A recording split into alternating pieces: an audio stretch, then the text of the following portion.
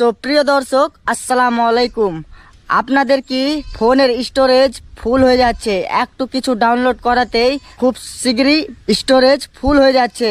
তো এই ভিডিওটাকে শেষ পর্যন্ত দেখতে থাকুন, কারণ এই ভিডিওটাতে আমি স্টেপ বাই স্টেপ আপনাদেরকে বলতে থাকবো যে কিভাবে আপনার যে ফোনের স্টোরেজটা সেটাকে ক্লিন কিভাবে করবেন। তো চলুন বন্ধুরা, বেশি দেরি না করে এই ভিডিওটি শুরু করা যাক। সর্বপ্রথমে আপনাদেরকে ক্রোমে চলে আসতে হবে। ক্রোমে আসার পর এখানটে দেখতে পাচ্ছেন 3 ডট বলে একটি অপশন রয়েছে, এখানটে ক্লিক করে নেবেন।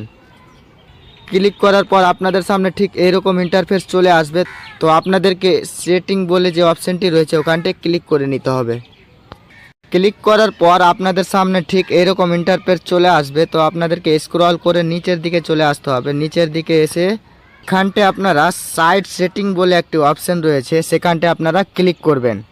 ক্লিক করার পর একটু নিচের দিকে চলে যাবেন। নিচের দিকে যাওয়ার পর এই যে ডাটা স্টোরেজ বলে যে অপশনটি রয়েছে সেখানটে আপনারা ক্লিক করবেন।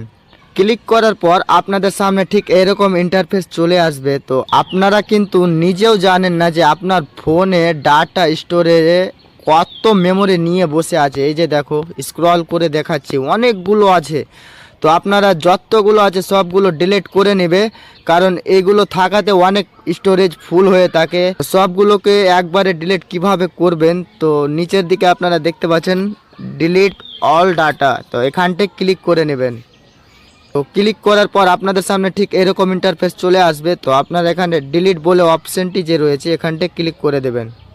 ডিলিট করার পর আপনার যতগুলো ফাইল রয়েছিল ফোনের ভেতরে সবগুলো ডিলিট অলরেডি হয়ে যাবে। তো আপনার মোবাইল এখন খুবই স্মুথ এবং কি ফাস্ট চলবে। তো ভিডিওটি যদি ভালো লেগে থাকে তো শেয়ার করতে ভুলবেন না। আমার চ্যানেলে যদি নতুন হয়ে থাকো তো চ্যানেলটিকে ফলো করে নেবে। তো ভালো থাকবেন সবাই, সুস্থ থাকবেন। আসসালামু আলাইকুম। তো বন্ধুরা, এভাবেই কিন্তু আপনারা স্টোরেজকে ক্লিন করে নিতে পারবেন খুব সহজে। তারপরে কিন্তু মোবাইল আপনার যে স্লো চলছিল এখন কিন্তু খুব ফাস্ট চলবে, স্মুথ চলবে। তো বন্ধুরা, ভিডিওটি যদি ভালো লেগে থাকে তো অবশ্যই শেয়ার করতে ভুলবেন না। আর আমার চ্যানেলে যদি নতুন হয়ে থাকো তো চ্যানেলটিকে ফলো করে নিবা। তো ভালো থাকবেন, সুস্থ থাকবেন সবাই। আসসালামু আলাইকুম।